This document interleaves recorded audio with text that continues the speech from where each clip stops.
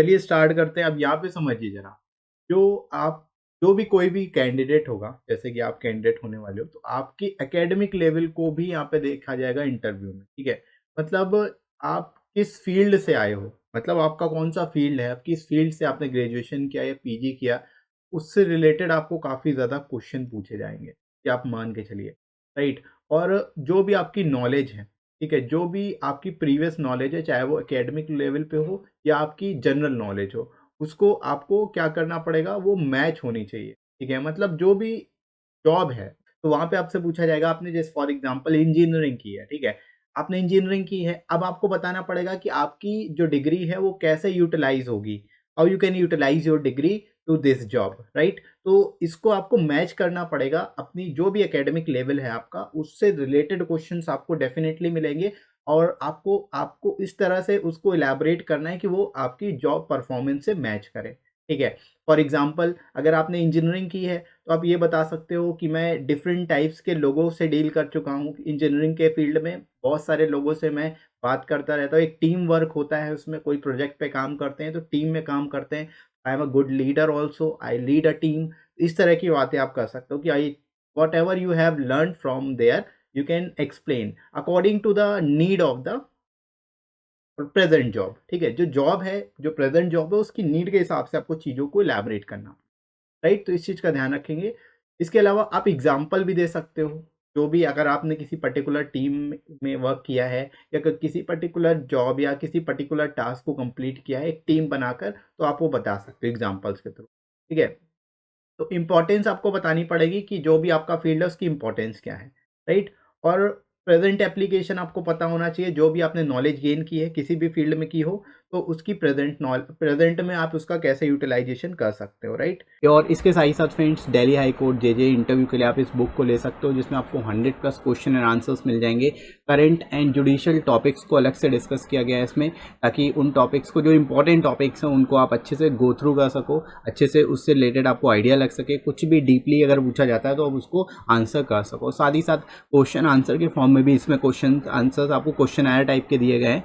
100+ question Aires आपको दिए गए हैं, जिनको आप कवर कर सकते हो, जो कि नॉर्मली आपसे आपकी पर्सनैलिटी बेस्ड हो, चाहे जो नॉर्मल क्वेश्चंस आपसे पूछे जा सकते हैं, जैसे tell me about yourself, इस तरह की चीज़ें आपको इसमें कवर हो जाएंगी। जुडिशियल और साथ ही साथ करंट रिलेटेड इश्यूज़ भी इसमें कवर हैं। साथ ही साथ लोएस्ट कॉस्ट में आपको ये बुक्स मिल जाएंगे, एडिशनल 30% डिस्काउंट भी मिल जाएगा। डिस्क्रिप्शन दोस्तों लिंक दिया गया है, वहाँ से आप जाके इस बुक को ले सकते हो डिस्काउंटेड रेट पे, राइट दोस्तों। इंटरपर्सनल क्वालिटीज़ क्या होती है कि जब आप दो लोग आपस में इंटरैक्ट करते हैं, तो वो उनके बीच में किस तरह का इंटरैक्शन है, किस लेवल का इंटरैक्शन है, उनके बीच में कैसी बाउंडिंग बन रही है, ठीक है। इसको हम लोग इंटरपर्सनल स्किल्स कहते हैं, ठीक है। तो यहाँ पे बेसिकली जो इंटरपर्सनल स्किल है वो बहुत ज़्यादा इंपॉर्टेंट है। आप यहाँ पे कह सकते हो I have good interpersonal skills, right. मतलब आप दूसरों से जब बात करते हो तो उनको इन्फ्लुएंस कर देते हो, मतलब उन वो आपके एक तरह से फ़ैन हो जाते हैं आप जब भी उनसे बात करते हो। ये जो क्वालिटी है इसी को इंटरपर्सनल स्किल्स बोला जाता है, राइट। तो एकेडमिक लेवल जब आपकी बेसिकली क्वेश्चन हो जाएंगे, उसके बाद आपसे कुछ क्वेश्चन देखे जाएंगे आपके पोटेंशियल और एबिलिटीज के बेसिस पे, कि आपका पोटेंशियल क्या है, आप क्या कर सकते हो आईबी में, या आप किस तरह से आईबी में हेल्प कर सकते हो, what will be your contribution towards अस। इस तरह के क्वेश्चन पूछे जाएंगे, राइट। तो इसको थोड़ा-सा आप समझ के रखिएगा, मतलब अपने माइंड में पहले से बा बना के रखिएगा, तो आपको क्वेश्चन की आंसर देने में आसानी रहेगी, राइट। इसके बाद आपके अंदर अगर इंटरपर्सनल स्किल्स अच्छी हैं, तो definitely you will get priority, ठीक है, आपको प्रायोरिटी दी जाएगी, क्योंकि आप किसी भी लेवल पे काम करोगे, आपकी कम्युनिकेशन स्किल्स अच्छी होनी चाहिए, दूसरों से बात करने का तरीका ठीक होना चाहिए, दूसरों को अगर आपके मन का काम करवाना है आपको, तो दूसरों को थोड़ा बहुत इन्फ्लुएंस करना आना चाहिए, ठीक है। कोई सपोज़ कोई आपका सबऑर्डिनेट है, आपकी बात नहीं मान रहा है, तो आप उससे लड़ोगे नहीं, आप उसको कन्विंस करने की कोशिश करोगे, राइट। और भले ही वो आपका सबऑर्डिनेट है, आप जब अपने डिसीजंस किसी पे थोप नहीं सकते ना, कि भाई ये तुमको करना ही करना है, नहीं करेगा वो। मान लीजिए उसकी कोई ईगो पे बात आ गई, उसने मना कर दिया, कोई बात हो गई, तो वहाँ पे आप इनडायरेक्टली उसको इन्फ्लुएंस करने की कोशिश करें, तो ये चीज़ें आपके अंदर होनी चाहिए। इंटरपर्सनल स्किल्स जो होनी चाहिए आपके अंदर अच्छी होनी, तभी आप अपने कोवर्कर्स और टीम के साथ जो एक बेहतर बॉन्डिंग बना के चल पाओगे और फिर आप आगे बढ़ पाओगे, राइट।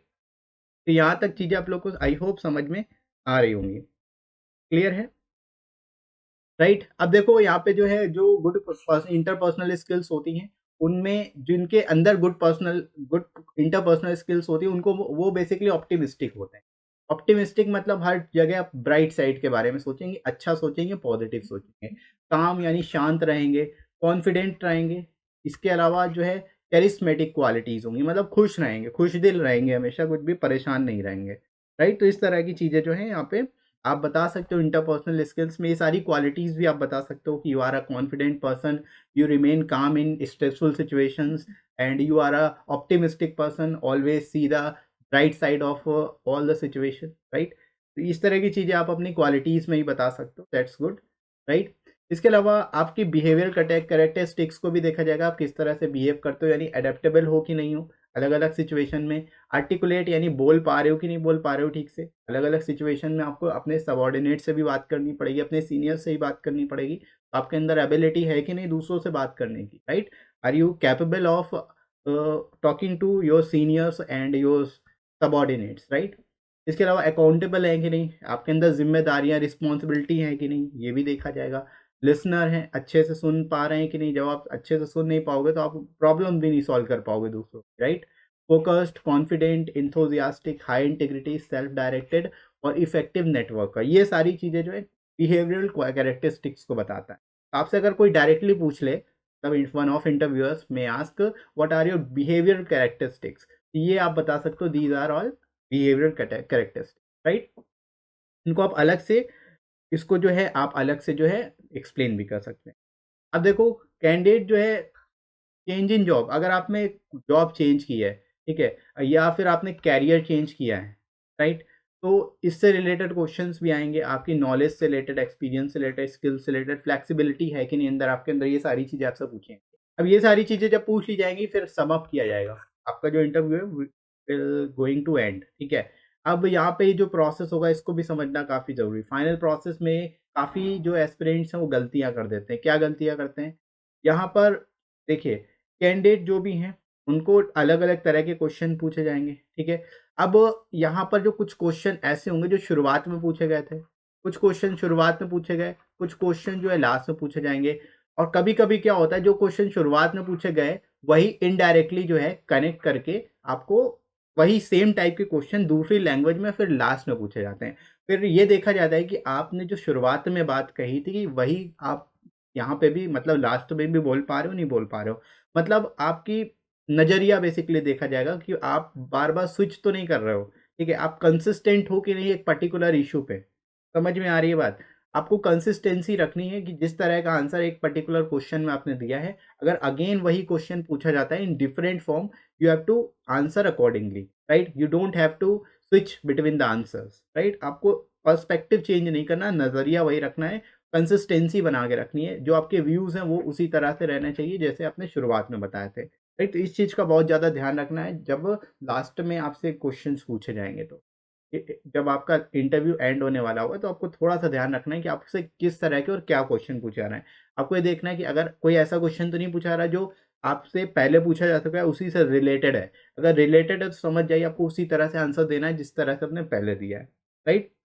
देखिए, यहाँ पर एक चीज़ और ध्यान रखनी है, आपको जितने भी मेंबर्स होंगे पैनल में, उन सबको इक्वल इंटरेस्ट के साथ और इक्वल कॉन्फिडेंस के साथ आंसर देना है।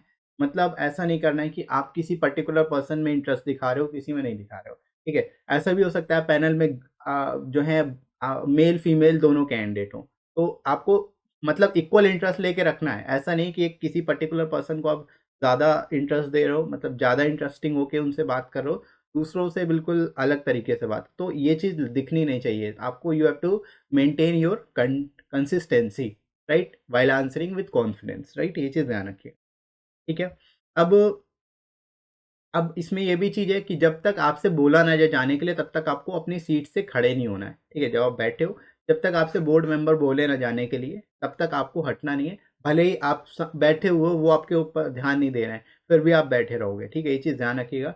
अचानक से सीट छोड़ के बिना परमिशन के नहीं जाना। राइट? अगर आप ऐसा करते, जब आप बेसिकली आपको जो भी पैनल में जो चेयरमैन होंगे वो खुद ही आपसे बोल देंगे कि यू हैव टू गो, ठीक है? Your interview is over, you can go now, इस तरह से आप वो बोलेंगे खुद से ही। तो जब तक वो ना बोलें तब तक आप अपनी तरफ से कोई ऐसी हरकत मत करना जिससे कि लगे कि you are in a hurry, ठीक है? You want to go out of this room very quickly. मतलब आप जाना चाहते हो, यहाँ से भागना चाहते हो, ये चीज़ बिल्कुल भी शो नहीं होनी चाहिए, ये चीज़ सामने बिल्कुल भी नहीं दिखनी चाहिए, राइट? इंटरव्यूअर्स अगर ये चीज़ उनके माइंड में आ जाती है तो उसका नेगेटिव इम्पैक्ट पड़ेगा, राइट? तो इस चीज़ को ध्यान रखें। बेसिक कोर्टेसीज़ का आपको ध्यान रखना है, जब आप जाओगे तो थैंक करना है आपको इंटरव्यूअर्स को, राइट? सभी को इक्वली बेसिकली जो है थैंक करेंगे और आप क्वाइटली जो है आप उठेंगे अपनी चेयर से और बिना नॉइस के आपको चुपचाप चले जाना है, ठीक है? क्वाइटली आपको निकल जाना है, ठीक है? आपको बहुत ज़्यादा मतलब जो है नॉइज़ भी नहीं करना है, ऐसा नहीं चेयर आप पीछे कर रहे हो तो उसमें नॉइज़ हो रहा है, गेट बंद कर रहे हो तो नॉइज़ हो रहा है, ये सारी चीज़ें अवॉइड करनी है। All these are very important point, right? इनको आप ध्यान रखेंगे। अब यहाँ पे देखिए, सम अप जब करेंगे तो किस तरह से आपसे क्वेश्चन आएँगे लास्ट में। इंटरव्यूअर पूछ रहा है, miss Priyanka do you have any question to ask us?